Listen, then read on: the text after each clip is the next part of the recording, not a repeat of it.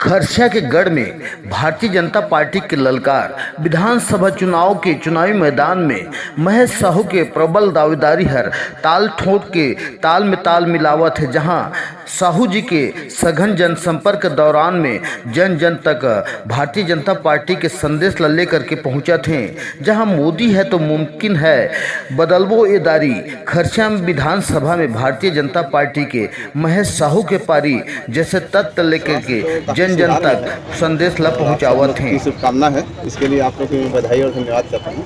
आगे की रणनीति क्या है आपकी विधानसभा क्षेत्र को लेकर? आगे रणनीति हम लोग भारतीय जनता पार्टी की जैसा रणनीति बना है और उसके आधार से हम जनता जनार्दन के बीच में अपने विकास कार्य को लेकर जा रहे हैं। बड़े नेता हैं, लोग आए हुए हैं, धर्मेंद्र प्रधान आए हुए हैं, तो क्या कुछ नई रणनीति आपके विधानसभा का दौरा करेंगे?